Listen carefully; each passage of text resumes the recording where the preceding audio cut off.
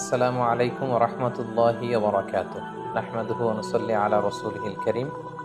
আম্মা বা'দু ফাআউযু বিল্লাহি মিনাশ শাইতানির রাজীম। বিসমিল্লাহির রাহমানির রহিম।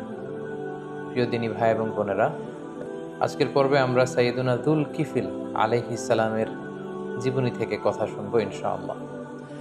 যুলকিফল আলাইহিস সালাম উনি বনী ইসরাইলের একজন নবী ছিলেন। কোনো ঐতিহাসিকগণ উল্লেখ করে থাকেন যে তিনি সাইয়্যিদুনা আইয়ুব আলাইহিস সালামের সন্তান ছিলেন, যেমনটি আল বিদায়া ওয়ান নেহায়া গ্রন্থে উল্লেখ হয়েছে। তাছাড়াও কোনো ঐতিহাসিক বলেছেন যে তিনি নবী ছিলেন না, বরং তিনি নেককার লোক ছিলেন, একজন সৎ লোক ছিলেন। কিন্তু এই কথাটি গ্রহণযোগ্য কোনো মত নয়।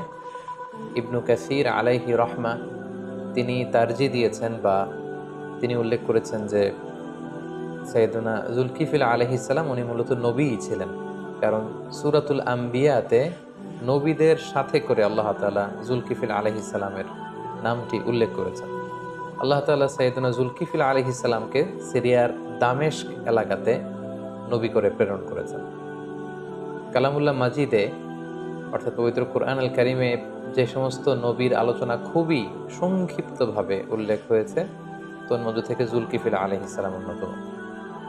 কালামুল্লাহ মাজিদে উনি কোথায় এসেছেন, কোন জাতিগোষ্ঠীর কাছে নবী হয়ে এসেছেন এবং ওনার সাথে ওনার উম্মতদের কি ঘটেছে, ওনাকে আল্লাহ কোনো কিতাব দিয়েছেন কিনা, কোনো মুজিজা দিয়েছেন কিনা, এই ব্যাপারে কিছুই তিনি উল্লেখ করেননি। কেবলমাত্র আল্লাহ তাআলা দুটি সূরার দুটি আয়াতে যুলকিফল আলাইহিস সালামের নামটি কেবলমাত্র দুইবার উল্লেখ করেছেন। যেমন সূরাতুল আম্বিয়ার ৮৬ নম্বর আয়াতে আল্লাহ তাআলা উল্লেখ করছেন, ওয়া ইসমাঈলা ওয়া ইদরিসা ওয়া যালকিফল কুল্লুম মিনাস সাবিরিন, অর্থাৎ ইসমাঈল আলাইহিস সালাম, ইদ্রিস আলাইহিস সালাম আর যুলকিফল আলাইহিস সালাম, আল্লাহ তাআলা বলছেন তারা প্রত্যেকেই ছিলেন সাবিরিন, অর্থাৎ ধৈর্যশীল। এরপর আল্লাহ তাআলা বললেন, ওয়া আদখালনাহুম ফি রাহমাতিনা, আমি তাদের সবাইকে আমার রহমতের বলয়ে, আমার দয়ার বলয়ে আমি তাদেরকে বেষ্টিত করেছি। ইন্নাহুম মিনাস সালিহিন, আর তারা ছিলেন নেককার, সৎকর্মপরায়ণশীল। তাহলে এই একটি আয়াত আমরা পেলাম। আবার সূরা সদের ৪৮ নম্বর আয়াতে আল্লাহ তাআলা যুলকিফল আলাইহিস সালামের নামটি আরও একবার উল্লেখ করেছেন। সেখানে আল্লাহ তাআলা বলছেন, ওয়াযকুর ইসমাঈলা ওয়াল ইয়াসা ওয়া যালকিফল ওয়া কুল্লুম মিনাল আখিয়ার, অর্থাৎ হে নবী, আপনি আপনার কিতাবে ইসমাঈলের কথা, ইয়াসা একজন নবী ছিলেন তার কথা, এবং যুলকিফল তাদের কথা আপনি উল্লেখ করুন। ওয়া কুল্লুম মিনাল আখিয়ার, তারা প্রত্যেকে ছিলেন শ্রেষ্ঠ মানবদের অন্তর্ভুক্ত। এই দুটি আয়াত ছাড়া কালামুল্লাহ মাজিদের আর কোনো সূরাতে, কোনো আয়াতে আল্লাহ তাআলা যুলকিফল আলাইহিস সালামের ব্যাপারে আর কিছুই তিনি উল্লেখ করেননি।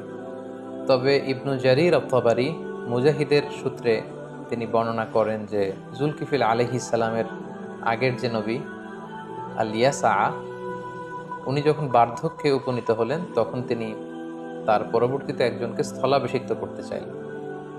এই উদ্দেশ্যে তিনি তার সব সাথীদেরকে একত্রিত করে তিনি জিজ্ঞেস করলেন যে, আমি তোমাদের মধ্যে ৩টি গুণ বিশিষ্ট একজন লোককে চাইব, অর্থাৎ ৩টি গুণ আমি উল্লেখ করব, যার মধ্যে ৩টি গুণই থাকবে তাকে আমি আমার পরে আমার স্থলাভিষিক্ত হিসেবে নির্ধারণ করব। তিনি বললেন যে, তোমাদের মধ্যে কে আছো যে প্রতিনিয়ত সিয়াম পালন করো, সবসময় সিয়াম পালন করো।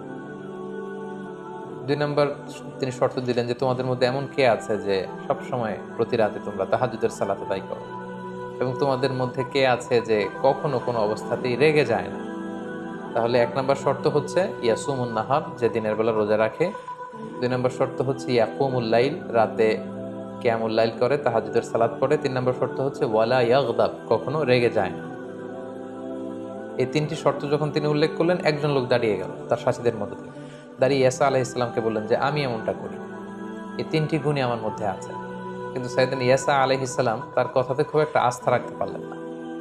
তার পরের দিন সমাবেশে ইয়াসা আলাইহিস সালাম একই কথা বললেন তার সাথীদেরকে যে, এই ৩টি গুণ তোমাদের মধ্যে থেকে যার মধ্যে থাকবে আমার পরে সেই হবে আমার স্থলাভিষিক্ত দাওয়াতি কাজে। তিনি আবার উল্লেখ করলেন, কে আছো দিনে রোজা রাখো, রাতে কিয়ামুল লাইল করো এবং কখনো রেগে যাও না। ঠিক সেই মুহূর্তে সাইয়েদনা যুলকিফল আলাইহিস সালাম দাঁড়িয়ে বললেন, আমি আল্লাহ তাআলার মেহেরবানিতে এই ৩টি কাজই করি।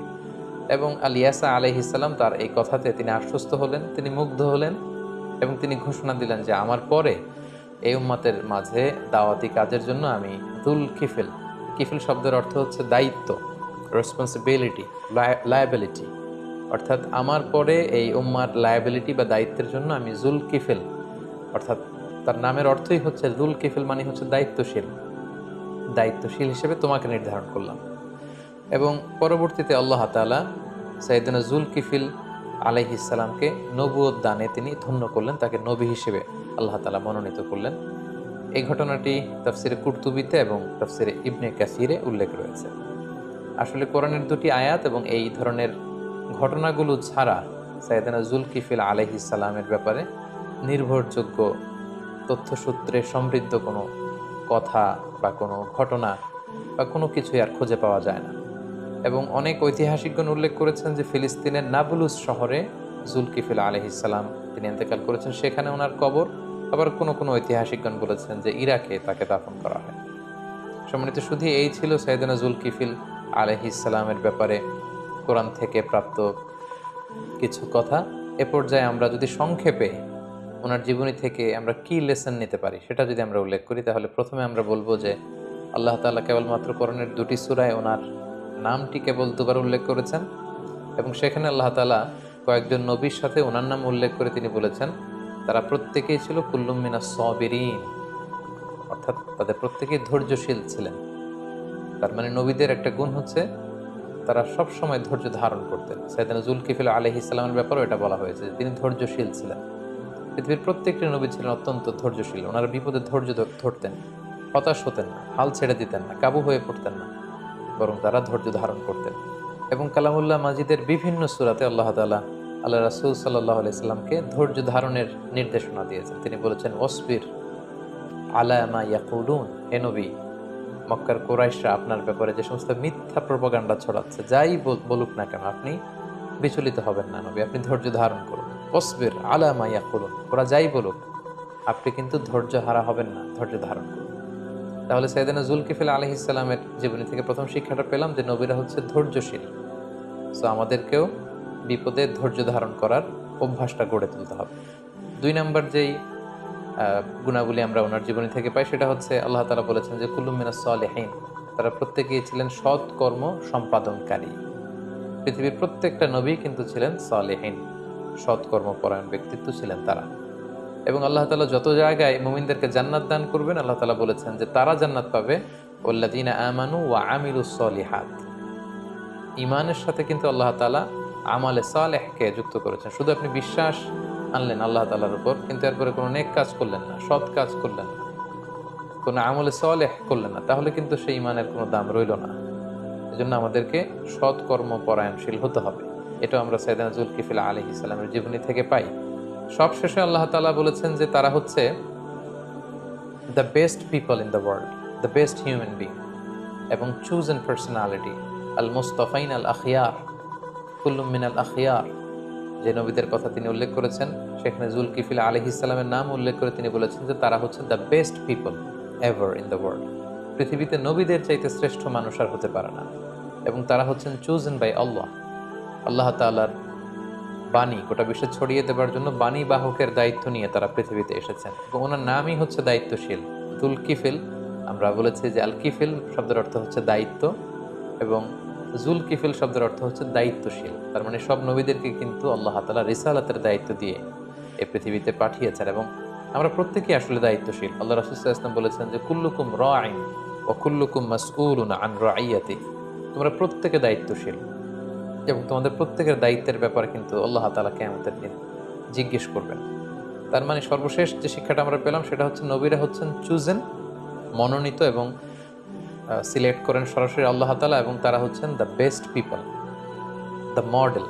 আমরা যদি পৃথিবীতে কাউকে আমাদের মডেল বানাতে চাই, যদি আমরা আমাদের আদর্শ কাউকে বানাতে চাই, অনুকরণীয় ব্যক্তিত্ব হিসেবে কিন্তু আল্লাহ তাআলা নবীদেরকে আমাদের সামনে উপস্থাপন করেছেন। তাই আমরা যেন নবীদের দেখানো পথে চলে আমরা আমাদের জীবনকে, দুনিয়াকে এবং আখিরাতকে যেন সমৃদ্ধ করতে পারি। আল্লাহ তাআলা আমাদের সবাইকে কথাগুলো বুঝার ও আমল করবার তৌফিক দান করুক। হাযা মা ইনদি ওয়ালা ইলমু ইনদাল্লাহ আলাইহি তাওয়াক্কালতু ওয়া ইলাইহি উনীব। আসসালামু আলাইকুম ওয়া রাহমাতুল্লাহি ওয়া বারাকাতুহু।